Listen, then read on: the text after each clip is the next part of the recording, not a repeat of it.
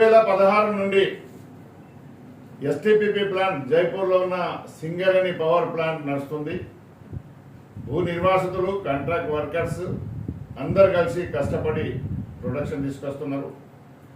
రాష్ట్ర ప్రభుత్వంలో ఉన్న ప్రాజెక్టుల కంటే 100% ఎఫిషియన్సీ తోటి పవర్ వస్తుంది. రాష్ట్రాన్ని కూడా కాపాడుతుంది. తక్కువ ధరకు వస్తుంది. కొనుక్కుంటున్నారు, పైసలు కూడా ఇస్తలేదు.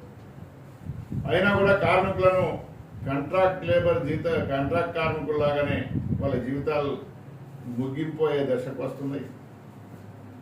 ఎన్టీపీసీలో అలవెన్స్లు ఇస్తున్నారు. గవర్నమెంట్ ఆధీనంలో ఉన్న పవర్ ప్రాజెక్టులో బోనస్ ఇస్తున్నారు. పర్మనెంట్ చేసారు, రెగ్యులరైజ్ చేసారు, అలవెన్స్ ఇస్తున్నారు. కానీ సింగరేణిలో ఏ జీతాలు ఇస్తలేరు. అప్పుడున్న దరిద్రపు సిఎన్ఎండి నడిమట్ల శ్రీధర్ నడిగట్ట ముంచి ఆయన వెళ్ళిపోయాడు. అదే కొనసాగుతుంది. లాభాల వాటలో సింగరేణి లాభాల వాటలో పవర్ ప్లాంట్ ప్రాజెక్టు లాభాలు కూడా అందులో ఇమిడి ఉన్నాయి.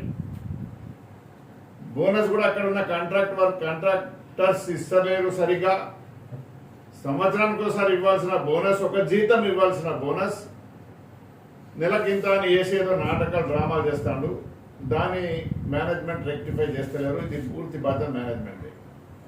నిన్న సంతోషం, సింగరేణి సిఎన్ఎండి గారి చొరవతోటి, రేవంత్ రెడ్డి గారి ప్రోద్బలంతో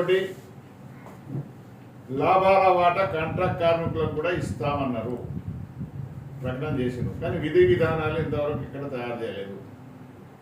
దాంట్లో కాంట్రాక్టర్లు దోచుకోకుండా చూడాల్సిన బాధ్యత ఉంది. ఎవరైతే పిఎఫ్ పేమెంట్ హోల్డర్ ఉన్నారో, రికవరీ నంబర్ హోల్డర్ ఉన్నారో, సిఎంపిఎఫ్ హోల్డర్స్ ఉన్నారో వాళ్ళందరికీ వర్తింపజేసే విధంగా చేయాలి. ముఖ్యంగా ఎస్టీపీపీ ప్లాంట్లో పనిచేస్తున్న వాళ్ళకు 10,000 రూపాయలు ఇవ్వాలి. హయ్యెస్ట్ కాంట్రిబ్యూషన్ వాళ్ళదే ఉంది లాభాల్లో. వాళ్ళకు 10,000 ఇవ్వాలని హెచ్ఎంఎస్ డిమాండ్ చేస్తుంది. వాళ్ళ డిమాండ్ల మీద కూడా 24వ తారీఖు నాడు కన్సలేషన్ ఉంది. సమస్య జటిలమైంది, పరిష్కారం చేస్తలేరు. ఓపిక నశించిపోయింది. ఇంకా ఇట్లనే కాలయాపన చేస్తే సమ్మె చేయక తప్పదు అని మేము భావిస్తున్నాం. సమ్మె కాకముందు సమస్యలు పరిష్కారం చేయండి. రేపు లాభాల వాటాలో పర్మనెంట్ కార్మికులకు ఎప్పుడైతే ఇస్తున్నారో అదే విధంగా అదే రోజు వీళ్ళకు కూడా 10,000 రూపాయలు ఇవ్వండి అని హెచ్ఎంఎస్ డిమాండ్ చేస్తుంది.